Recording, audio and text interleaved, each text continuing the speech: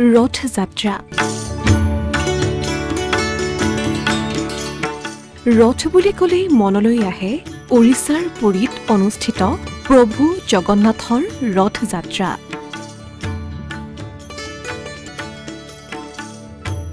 কাইলৈৰ পৰা তীৰ্থচহৰ পুৰীত আৰম্ভ হ'ব পবিত্ৰ ৰথ যাত্ৰা। যান-বাহনৰ ক্ষেত্ৰত প্ৰশাসনে জাৰি কৰিছে কেতবোৰ নিৰ্দেশনা। বিগত বৰ্ষৰ দৰে এই বৰ্ষও ৰেল বিভাগে মুকলি কৰিছে এখন বিশেষ ৰেল। ওড়িশাৰ পুৰীত উদযাপন কৰা অন্যতম আধ্যাত্মিক উৎসৱ ৰথ যাত্ৰাই সমগ্ৰ বিশ্বৰ ভক্তসকলক আকৰ্ষণ কৰি আহিছে। ভগৱান জগন্নাথ আৰু তেওঁৰ জ্যেষ্ঠ ভাতৃ বলভদ্ৰ আৰু ভগ্নী সুভদ্ৰাৰ প্ৰতি ভক্তি নিবেদনৰ হেতু প্ৰত্যেক বছৰে অনুষ্ঠিত কৰা হয় ৰথ যাত্ৰা। প্ৰত্যেক বছৰে ওড়িশাৰ ৰথ যাত্ৰাত অংশগ্ৰহণৰ উদ্দেশ্যে ভাৰতৰ ভিন্ন প্ৰান্তৰ পৰা আগমন ঘটে অগণন ভক্তৰ। এই উৎসৱটো কেৱল ওড়িশাৰ চহকী সাংস্কৃতিক ঐতিহ্যৰ প্ৰদৰ্শনেই নহয়, পুৰীত একত্ৰিত হৈ ঐশ্বৰিক ক্ষণৰ সাক্ষী হোৱা লাখ লাখ তীৰ্থযাত্ৰীৰ অটল ভক্তিৰ এক চিন হিচাপেও পৰিগণিত হৈ আহিছে। জগন্নাথ ৰথ যাত্ৰাৰ সময়ত পুৰীৰ মন্দিৰৰ তিনিওজন দেৱতাক পূজা কৰা হয়। এই উৎসৱ ৰথ যাত্ৰা নামেৰে জনাজাত। ৰথবোৰ হৈছে বিশাল চকাযুক্ত কাঠৰ গঠন, যিবোৰ প্ৰতি বছৰে নতুনকৈ নিৰ্মাণ কৰা হয় আৰু ভক্তসকলে টানি আনে। এই ৰথ যাত্ৰা কেৱল ওড়িশাৰ বাবেই নহয়, সমগ্ৰ ভাৰতৰ লগতে বিশ্বৰ লাখ লাখ ভক্তৰ বাবে এক গুৰুত্বপূৰ্ণ ধৰ্মীয় আৰু সাংস্কৃতিক অনুষ্ঠান। এই উৎসৱত তিনিটা বিশাল সজ্জিত কাঠৰ ৰথত তিনিওজন দেৱতাৰ মূৰ্তি শোভাযাত্ৰা কৰি উলিয়াই অনা হয়। হাজাৰ হাজাৰ ভক্তই ৰছীৰে টানে এই ৰথসমূহ। ৰথৰ উচ্চতা হয় প্ৰায় ৪৫ ফুট আৰু ৩৫ বৰ্গফুট।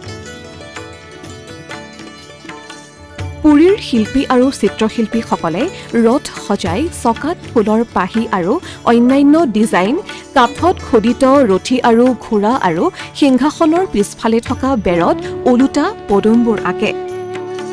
এই ৰথ যাত্ৰাত শ্ৰীগুণ্ডিচা যাত্ৰা বুলিও অভিহিত কৰা হয়।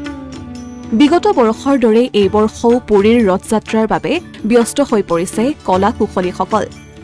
ইফালে কটকটীয়া নিৰাপত্তাৰ ব্যৱস্থা কৰিছে প্ৰশাসনে।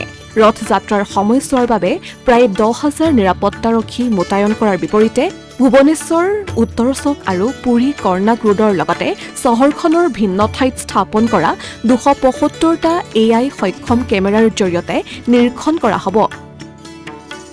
আনহাতে ড্ৰোনৰ জৰিয়তে ভিৰ আৰু যান-বাহন ব্যৱস্থাপনাৰ বাবে বিশেষ ব্যৱস্থা গ্ৰহণ কৰাৰ বিপৰীতে সমগ্ৰ মন্দিৰ চৌহদৰ বাবে সুকীয়া নিৰাপত্তাৰ ব্যৱস্থা কৰা হৈছে, য'ত ৰথৰ ভিতৰ আৰু বাহিৰৰ কৰ্ডন আৰু সাগৰীয় পথকে ধৰি সমগ্ৰ মন্দিৰৰ চৌহদটোৰ বাবে সুকীয়া নিৰাপত্তাৰ ব্যৱস্থা কৰা হৈছে।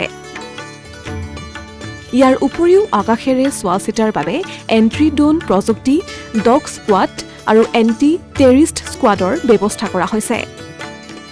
ইয়াৰ উপৰি যান-বাহনৰ ক্ষেত্ৰত কঠোৰ হ'ব প্ৰশাসন। দুচকীয়া, চাৰিচকীয়া আৰু পৰ্যটন বাছকে ধৰি সকলো শ্ৰেণীৰ বাহনৰ বাবে নিৰ্দিষ্ট পথ আৰু পাৰ্কিং জ'নৰ বিষয়ে আৰক্ষীয়ে এক বিস্তৃত যান-বাহন পৰামৰ্শ আগবঢ়াইছে। দৰ্শনাৰ্থীসকলক পৰামৰ্শ সযতনে মানি চলিবলৈ নিৰ্দেশ প্ৰদান কৰা হৈছে। ইয়াৰোপৰি এই ৰথ যাত্ৰালৈ অহা ভক্তসকলে যাতে কোনো অসুবিধাৰ সন্মুখীন নহয়, তাৰ বাবে বিশেষ ব্যৱস্থা গ্ৰহণ কৰিছে ৰেল বিভাগে। প্ৰত্যেক বৰ্ষৰ দৰে ৰেল বিভাগে ৰথ যাত্ৰাৰ সময়ত মুকলি কৰে এখন বিশেষ ৰেল। এই বৰ্ষও ইষ্ট কোষ্ট ৰেল বিভাগে পুৰীৰ ৰথ যাত্ৰাক উদ্দেশ্যি বিশেষ ৰেল চলোৱাৰ সিদ্ধান্ত লৈছে। সেই অনুসৰি পুৰীলৈ চলিব ৩৬৫খন বিশেষ rail. Asomiya Pratidin digital desk.